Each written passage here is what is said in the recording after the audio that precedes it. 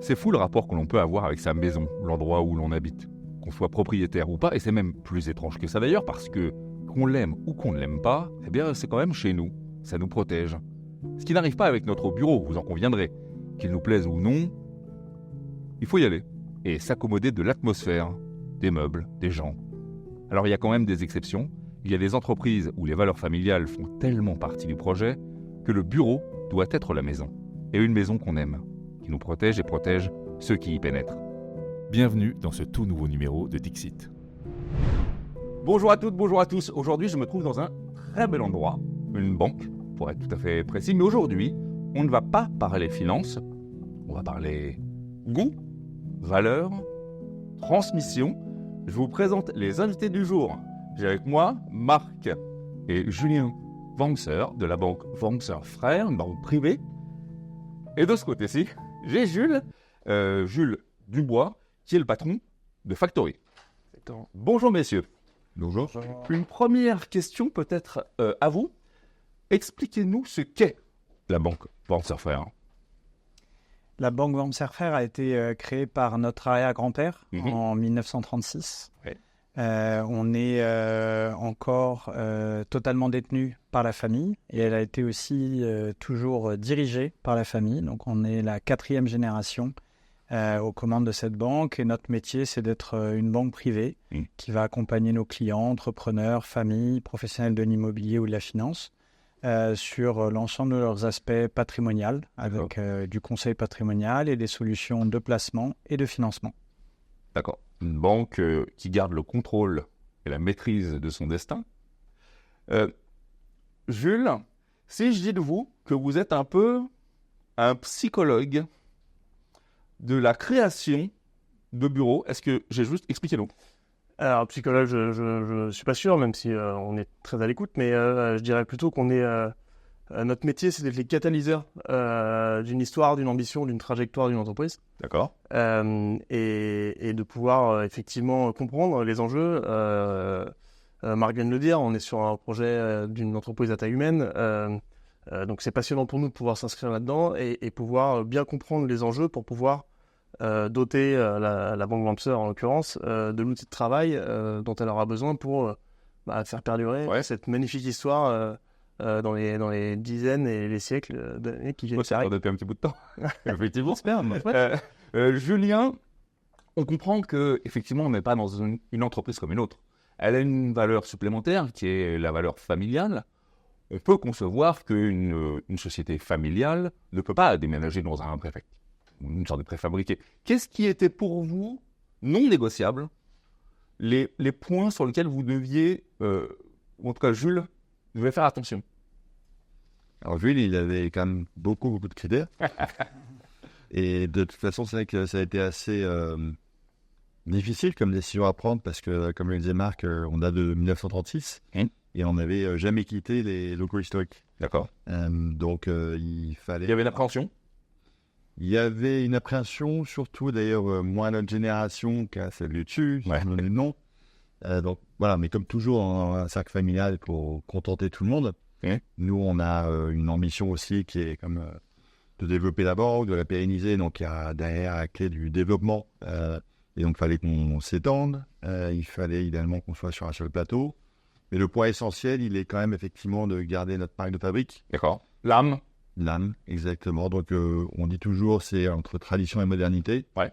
Donc il fallait retrouver ça qu'on avait un petit peu dans les locaux historiques. Et on a beaucoup travaillé là-dessus avec Jules.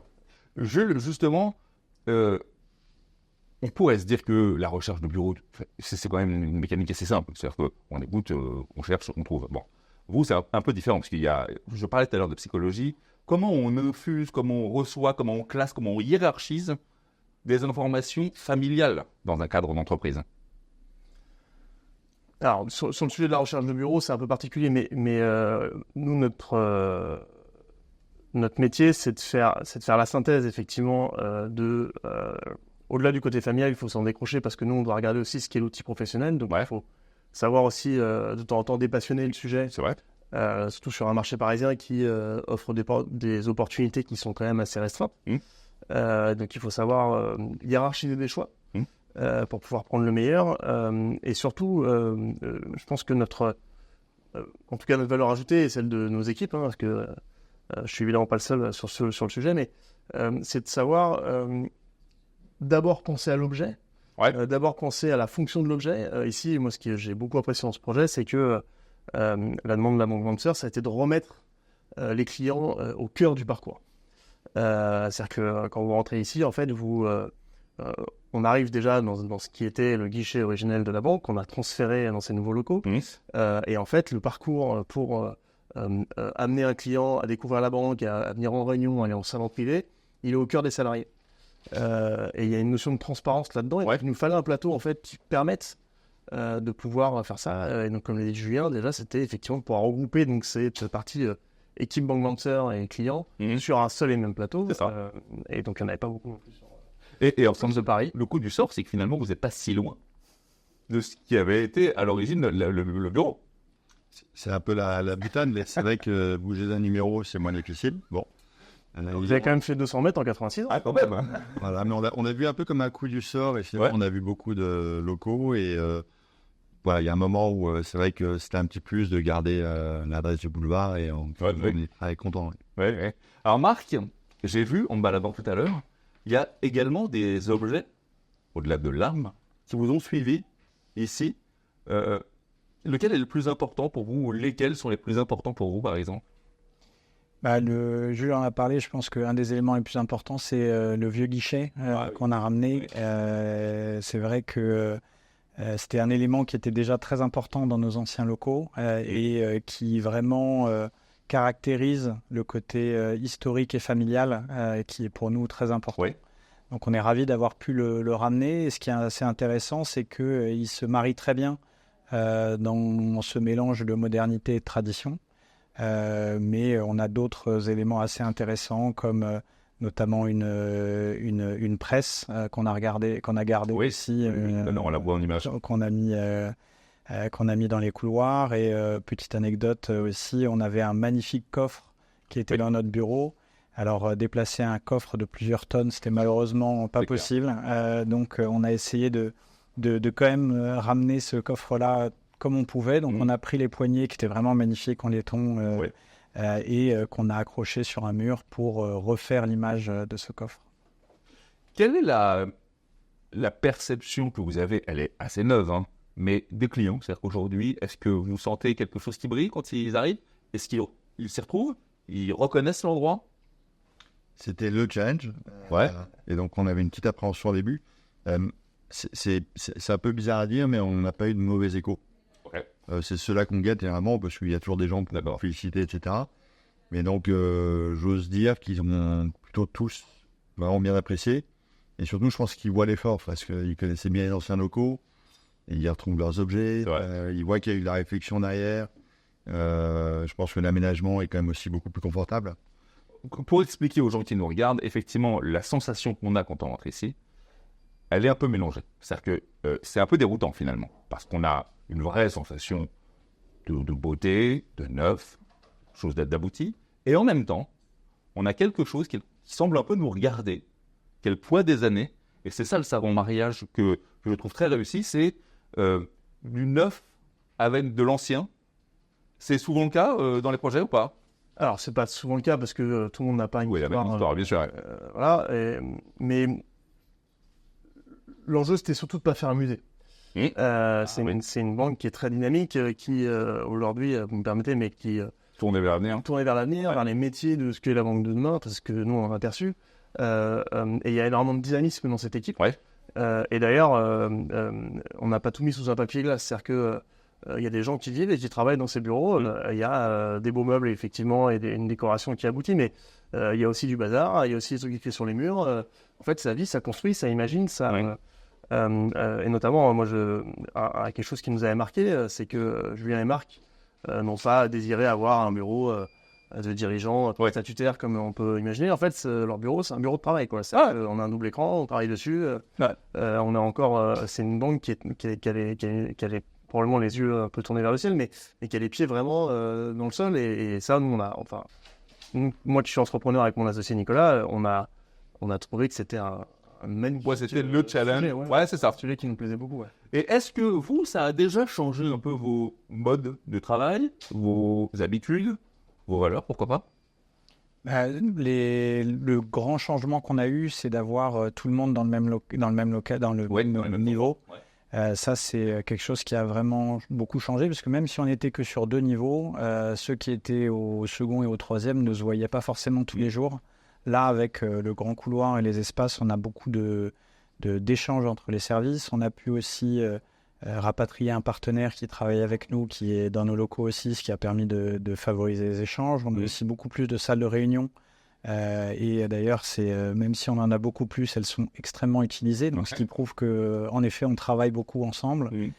Et puis, les espaces aussi de convivialité sont hyper importants. On a une tisanerie qui est utilisée. C'est très chouette. Qui est beaucoup utilisée. On a fait ce matin même un petit déjeuner avec une 40aine de collaborateurs, un atelier collaboratif. Donc, chose qu'on n'aurait jamais pu faire dans nos anciens locaux. Mais je sens que ça fait partie de vos valeurs parce qu'en regardant un petit peu quelques documents sur la banque, j'ai vu qu'au-delà des clients où vous souhaitiez une certaine proximité avec ces clients, cette proximité, on la retrouve également dans les gens qui travaillent avec vous. C'est-à-dire que vous êtes 2 patrons qui n'avaient pas la porte fermée, c'est-à-dire que vous aimez bien être proche. Donc le fait d'être sur un plateau, ça a un vrai sens pour votre style. En tout cas, c'est vrai que c'était un autre aspect du cahier des charges. C'est l'aspect collaborateur, parce que c'est ça. On sait aujourd'hui, nous, c'est un métier d'hommes et de femmes. Il faut donc arriver à attirer des talents. Et donc, on a vraiment pensé les lieux pour qu'il y ait une circulation maximale. C'est vrai. Mais y compris avec les clients. Donc, tout ça est pensé. Nous, on se met au milieu. Et puis, c'est vrai qu'on aime bien voir un maximum de monde. Et il faut bien cultiver ça. C'est vrai que les banques, il y en a beaucoup, mais elles sont vraiment beaucoup plus grandes que nous. Je veux dire, ça ne ressemble pas à une banque, en réalité. C'est ça la force. Oui, on joue là-dessus et on l'assume complètement. Et donc, effectivement, les clients, ils connaissent sa famille, ils ont accès aux dirigeants et les collaborateurs aussi. Ouais, mais c'est bien, ça vit. D'ailleurs, vous l'entendez peut-être derrière nous, ça vit. Il y a des bons qui passent, ça va boire un café. Ma dernière question, ça prend combien en général? Bien sûr, il n'y a pas généralisé, mais un projet comme ça, c'est quoi le temps? Sur un projet de transfert comme ça, qui est assez important, c'est en moyenne à minima 18 mois. D'accord. Ici, la recherche IMO immobilière a pris un peu plus de temps parce qu'on avait des critères qui étaient un petit peu plus précis, mais effectivement, avec nous. 1 an et demi. Ouais, 1 an et demi, parce que c'est très important de comprendre, de déceler, de créer un cahier des charges commun, de déceler la maturité aussi de l'entreprise à être prête à certains changements. Ça soulève énormément de questions, et c'est ce qui est passionnant. C'est vrai. C'est toujours le moment de rebattre les cartes. Et après, le temps du déploiement, de la conception. Et puis là, on est aux dernières finitions et à fine-tuner les derniers sujets. Et puis les chantiers, on sait ce que c'est.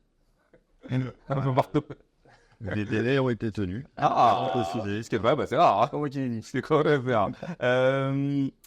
Qu'est-ce qu'on peut vous souhaiter d'abord, messieurs, pour les années à venir? De ne pas déménager tous les ans.